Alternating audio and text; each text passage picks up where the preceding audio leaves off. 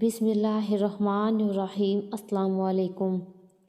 میں ایک باپردہ لڑکی تھی، کبھی گھر سے باہر نہ نکلی تھی۔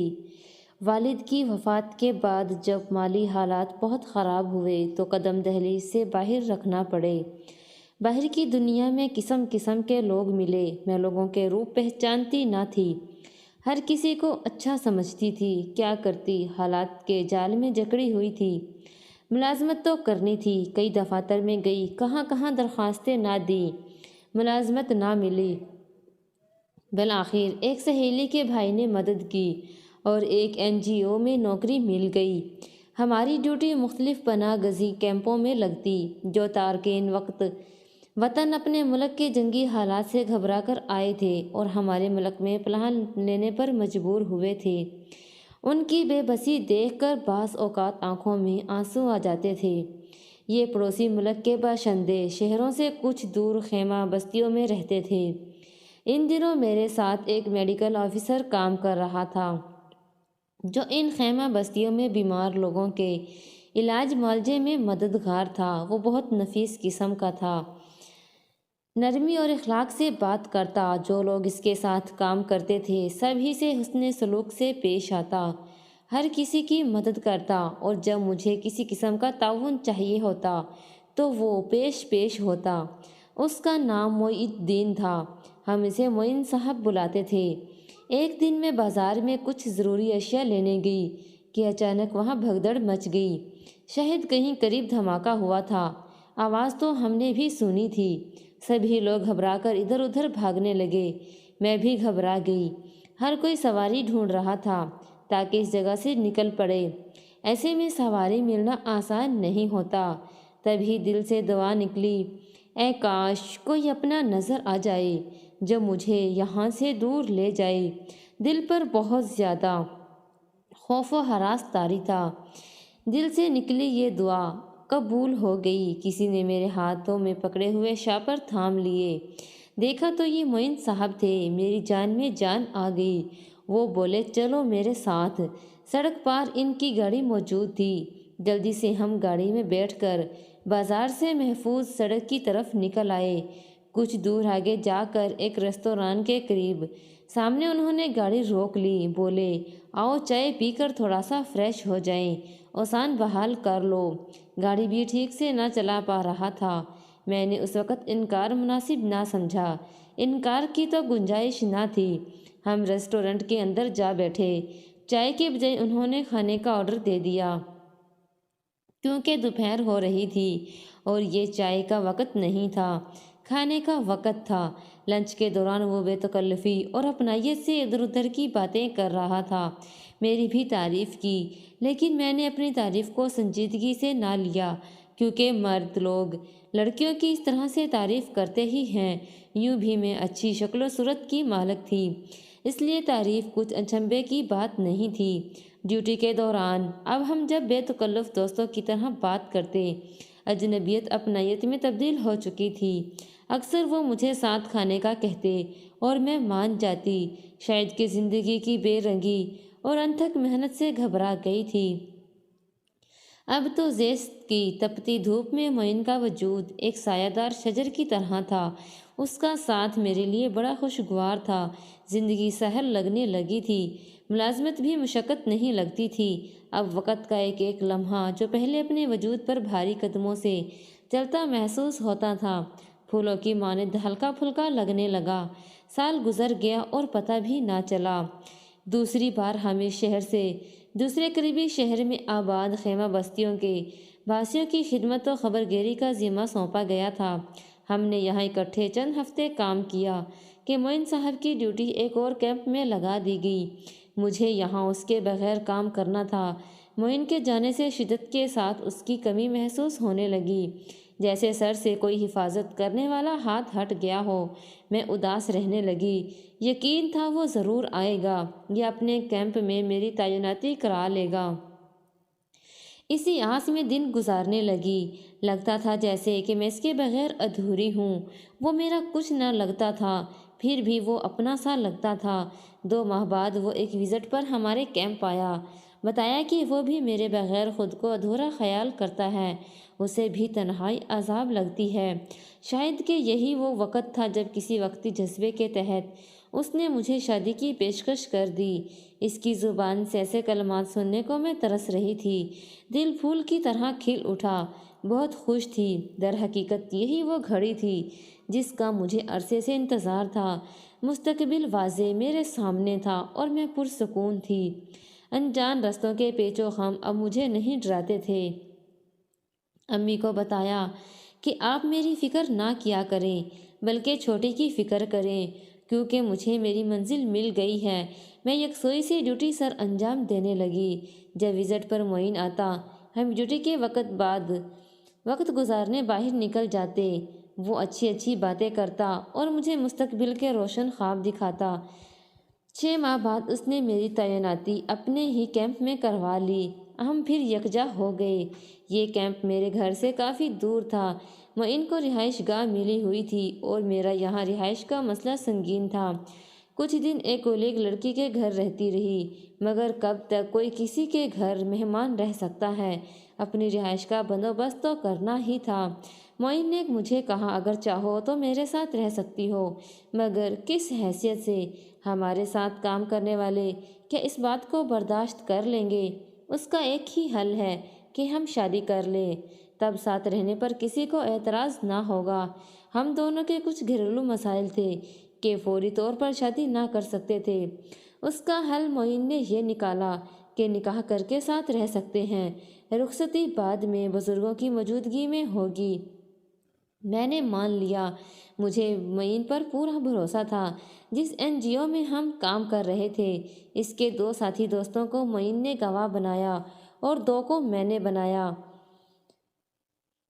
اور ہم نے 4 کولیگ کی موجودگی میں نکاح کر لیا۔ اس طرح ساتھی ورکرز کو بھی علم ہو گیا کہ ہم نے نکاح کیا ہے۔ ہم ساتھ رہنے لگے۔ کسی کو اب ہم پر اعتراض کرنے کی جرات نہ تھی۔ نکاح نامہ میرے پاس تھا اور ہم سب کو میاں بیوی کے طور پر جانتے اور سمجھتے تھے۔ کسی کو اس سے غرض نہ تھی کہ ہمارا یہ نکاح باقاعدہ رجسٹرڈ ہوا ہے کہ نہیں اور رخصتی ہوئی ہے یا نہیں۔ ہم نے گھرداری کا سارا سامان اکٹھے خریدا، برتن، ٹی وی سیٹ، حتیٰ کہ دیا سلائی تک۔ اس کیمپ کی خدمت میں ہم 2 برس ساتھ رہے۔ وہاں سب ہم کو میاں بیوی کی حیثیت سے ہی جانتے تھے۔ ہم میاں بیوی ہی تھے، صرف دنیا کی نظروں میں رخصتی ہونا باقی تھی۔ نکاح نامہ میرے پاس تھا، ضمیر پر کوئی بوجھ نہ تھا۔ البتہ میں معین سے یہ ضرور کہتی تھی کہ تم نے مجھے باقاعدہ دلہن نہیں بنایا۔ اس کا جواب ہوتا، رخصتی کی رسم والدین کی دعاؤں میں ہوگی، دلہن بھی بناؤں گا اور تھوڑا انتظار کر لو۔ میری چھوٹی بہن کی شادی ہو گئی۔ معین کے بھی کچھ اس قسم کے مسائل تھے جو کافی حد تک حل ہو چکے تھے۔ اس کی ترقی بھی ہو گئی تھی۔ اب حالات ہمارے لیے پوری طرح سازگار ہونے والے تھے۔ انہی دنوں میں نے محسوس کیا کہ اب رخصتی بزرگوں کے اعتماد میں لے کر ہو جانی چاہیے۔ معین سے پرزور الفاظ میں مطالبہ کیا کہ نکاح کو بزرگوں پر ظاہر کر کے ہمیں رخصتی کرا لینی چاہیے۔ تھوڑے دن اور صبر کرو، ابھی یہ ذمہ داری قبل از وقت ہے میرے لیے، اور کچھ ذمہ داریوں سے عہدہ برا ہونا لازمی ہے۔ وہ کسی طور بھی میرا مطالبہ ماننے کو تیار نہ تھا۔ تب میں نے جج میں آ کر کہہ دیا کہ جو نکاح نامہ میرے پاس ہے، اسے میں خود جا کر اس کے اور اپنے گھر والوں کو دکھا دوں گی، اس کو زحمت کرنے کی ضرورت نہیں ہے۔ وہ بولا، ایسا کرو گی تو خود ہی مشکل میں پڑ جاؤ گی، میں اس کے بعد کسی معاملے کا ذمہ دار نہ رہوں گا، لہٰذا میرا کہا مان لو اور اس امر سے باز رہو۔ میں تم سے باقاعدہ شادی کا اعلان بہت جلد اور ضرور کروں گا، لیکن میرے حالات فی الحال ایسے ہیں کہ میں مجبور ہوں۔ اس کے منہ سے ایسی باتیں سن کر میں سکتے میں رہ گئی۔ سوچ بھی نہ سکتی تھی کہ وہ اس قدر پہلو تہی سے کام لے سکتا ہے۔ میں نے صاف کہہ دیا کہ تمہارے خلاف نکاح نامہ لے کر میں کورٹ چلی جاؤں گی، لیکن اس جان کا خون نہ کروں گی جو اب میری ذات کا حصہ بن چکی ہے اور میرے وجود میں زندگی کی ضمانت ہے۔ میری ہر دھرمی پر وہ پریشان ہو گیا۔ سوچ بھی نہ سکتا تھا کہ اس معاملے پر میں اتنی جذباتی ہو جاؤں گی، لیکن میں اس کی کسی مجبوری پر ہتھیار ڈالنے پر راضی نہ تھی۔ دن رات منت سماجت کرتا تھا، میرے پاؤں پکڑ کر التجا کرتا۔ بالآخر اس نے اتنا مجبور کیا کہ مجھے وقت سے قبل ماں بننے کی مسرت کا گلا گھونٹنا پڑا، کیونکہ میں اس موڑ پر آ چکی تھی کہ اب واپس بھی نہ لوٹ سکتی تھی۔ کیا بتاؤں کس دل سے اس کا کہا مانا بیان نہیں کر سکتی۔ مجھے اس وقت کتنے ذہنی کرب اور اذیت سے گزرنا پڑا۔ اس صحنے پر میں کئی دنوں تک روتی رہی۔ خود سے اور معین سے نفرت محسوس ہوتی تھی۔ کئی دن تک ڈیوٹی پر بھی نہ گئی، لیکن پھر خود کو سمجھانا پڑا۔ ڈیوٹی پر نہ جاتی تو ملازمت سے ہی ہاتھ دھونے پڑ جاتے۔ ایک دن میں کیمپ وزٹ کے لیے نکلی تو میری الماری میں رکھا ہوا وہ نکاح نامہ معین نے تلاش کر کے اٹھا لیا، اور کئی دن تک مجھے اس کی گمشدگی کا علم نہ ہو سکا۔ ایک دن کپڑے ترتیب سے رکھتے ہوئے خیال آیا جس صندوقچے میں میرے زیورات تھے، اسے کھول کر دیکھا تو صندوقچے کا لاک ٹوٹا ہوا ملا اور وہاں سے نکاح نامہ غائب تھا۔ ان دنوں سادگی سے نکاح نامے پر دلہا دلہن اور گواہوں کے دستخط ہوا کرتے تھے۔ بعد میں جب کوئی چاہتا رجسٹرڈ کرا لیتا۔ میرے ہوش جاتے رہے، کیونکہ معین نے کہا تھا کہ رخصتی کے بعد اس کو رجسٹرڈ کرا لیں گے۔ مجھے معین پر ایسا اعتماد تھا کہ جیسے انسان کو اپنے خدا کے بعد کسی پر ہوتا ہے۔ سوچ بھی نہ سکتی تھی کہ وہ دھوکہ دے گا، لیکن نکاح نامہ اڑا لینے کا کیا مقصد تھا؟ میں نے معین سے دریافت کیا تو اس نے کہا کہ میں نے اس کو جلا دیا ہے، کیونکہ اس کی کوئی قانونی حیثیت نہ تھی۔ نکاح نامہ نہ تھا، بس ایک اسٹیمپ پیپر تھا۔ ہم نکاح دوبارہ اپنے بزرگوں کے روبرو ہی کریں گے، بس 1-2 ماہ کے بعد ہی۔ جب میں بگڑنے لگی تو کہا، میں کل گاؤں جا رہا ہوں۔ میرا پہلا نکاح اپنی چچا زاد سے ہو چکا ہے اور یہ 8 سال قبل ہوا تھا۔ اب اسے ختم کرنے جا رہا ہوں۔ واپس آ کر تمہیں خوشخبری سنا دوں گا، پھر ہم تمہارے گھر چلیں گے، تمہاری والدہ اور ماموں وغیرہ سے بات کرنے، باقاعدہ ان سے تمہارا رشتہ مانگوں گا۔ دل اندیشوں کی زد میں دھڑکتا رہ گیا اور معین چلا گیا، کبھی واپس نہ آنے کے لیے۔ وہ ملازمت چھوڑ کر گیا تھا، مجھے یہ بعد میں معلوم ہوا۔ اس کے ایک دوست سے اس کے گاؤں کا پتہ ملا، اس کے گاؤں گئی۔ وہ اپنی بیوی کو لے کر بیرون ملک جا چکا تھا۔ اپنے کانوں پر یقین نہ آتا تھا۔ میرے پاس تو واحد ثبوت وہی نکاح نامہ تھا جو وہ لے گیا تھا، اور وہ لوگ تھے جن کو شرم کے مارے معین کا کارنامہ بتانے سے گھبرا رہی تھی۔ کیا ثبوت تھا میرے پاس؟ ذلت اور رسوائی سے بچنے کی خاطر میں نے اس نوکری کو خیر باد کہہ دیا اور اپنے شہر لوٹ کر آ گئی۔ گھر والوں کو کچھ نہ بتا سکی، کافی دنوں تک مغموم رہی۔ کاش وہ مجھے کبھی مل جائے تو میں اس کا گریبان پکڑ لوں، جس کے نزدیک ایک عورت کی عزت کوئی قدر و قیمت نہیں تھی۔ اتنے عرصے میں اس نے مجھے بیوی بنا کر رکھا اور مجھ سے یک لخت سارے ناطے توڑ کر کسی اور دنیا میں جا بسا۔ آج سمجھ میں آیا کہ نکاح کو خفیہ رکھنے سے کیوں منع کیا گیا ہے۔ یہ تو وہ مقدس بندھن ہے جس کا باقاعدہ اعلان ضروری ہے، اور ولیمہ بھی اسی لیے کیا جاتا ہے کہ عزیز و اقارب سارے معاشرے کو علم ہو جائے کہ ایک شخص نے کسی عورت کو زوجیت میں لیا ہے اور وہ اس بندھن کو نبھانے کا پابند و جواب دہ ہے۔